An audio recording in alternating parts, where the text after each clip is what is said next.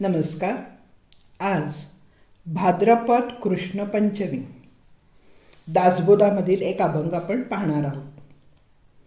माया ब्रह्म जीव शिव सारा सार भावा भव, जाटिलांसाठी होते वाव जन्म मरण. कोण करता निश्चयेसी बद्ध मोक्ष तो कोणासी, ऐसे जाणता प्राणियासी बुटिका घडे. श्री समर्थ रामदासांची ज्ञानाच्या सामर्थ्यावर विलक्षण अशी श्रद्धा होती. त्यामुळे ते जाणतेपणाने कर्म करायला सांगत. ज्ञानाने युक्त कर्म केले तर कर्म सामर्थ्यवान होते, ते उत्तम फळ देते असा विश्वास ते व्यक्त करून जीवनात भाग्य निर्माण करायचे असेल तर जाणतेपणाने कर्म करून गुणांचा विकास घडवा आणि मग भाग्य कमवा असं ते सांगतात. पृथ्वीवर असंख्य लोक आहेत. काही श्रीमंत, काही गरीब, काही स्वच्छ तर काही गलिच्छही. सर्व प्रकारचे भिन्न स्वभावाचे लोक असतात. तर असं भेद का बरं? हा भेद गुणांचा परिणाम आहे. जे गुणवान असतात ते भाग्य आणि वैभव भोगतात. जे गुणहीन असतात ते दारिद्र्य भोगतात. जे सकळ गुणापासी गती सगुण भाग्यश्री भोगिती, अवगुणास दारिद्र्य प्राप्ती यथार्थी संदेह नाही. जो माणूस ज्या धंद्यात जन्म घेतो तो धंदा त्याने जाणतेपणाने केला तर त्याला चांगला कार्यकर्ता म्हणायचा. जाणता असतो तो खाचाखोचा ओळखून चोखपणाने काम करतो. नेणता हातपायच हलवीत नाही. परिणामी जाणता तो पोट भरी, नेणता भीक मागे. हे सरळच आहे. अरे शिकला नाहीस तर भीक मागावी लागेल असे वडील माणसे सुद्धा आपल्याला नेहमी म्हणतात. काही वेळा एका घरातील दोन मुलांमध्ये एक करंट असतो तर दुसरा कर्तबगार असतो. तो विद्येला जवळ करतो पण विद्या नाही, बुद्धी नाही, विवेक नाही, साक्षेप नाही, कुशलता नाही, व्याप नाही. म्हणून समर्थ म्हणतात, अरे प्राणी करंटा सदर गुण ज्याच्यापाशी असतं तो वैभव भोगतो.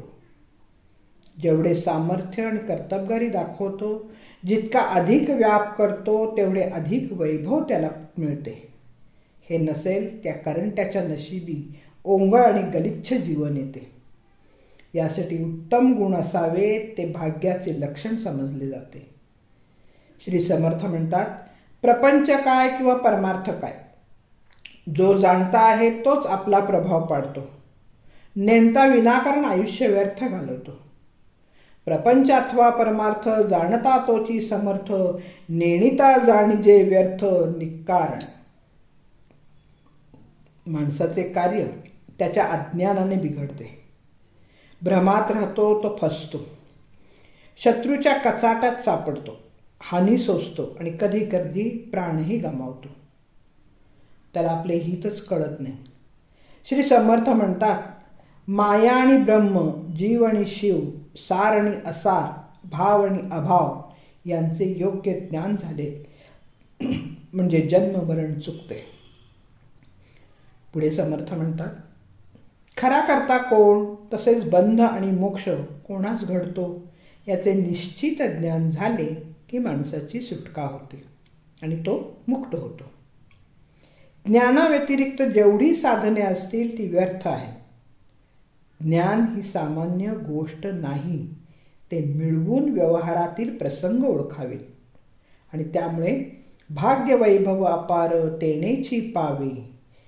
असा कल्पनेचा खेळ असा असतो की सावलीला भूत समजून प्राण जातो. हे अज्ञानाने घडतं. अज्ञानी भाग्यहीन ठरतो आणि म्हणून ज्ञानाकडे लक्ष द्या. परमार्थाचा लाभ होतो हे जाणतेपणामुळे. समर्थ म्हणतात, ज्ञान स्मरण रूप आहे तर अज्ञान हे विस्मरण रूप आहे. या अतिशहाण्याने विवेकाने काय स्वीकारावे हे सांगण्याची गरजच नाही. ज्ञानी खरे शहाणे असतात. जेणे जाणपण खुंटले तेथे बोलणेची तुटले.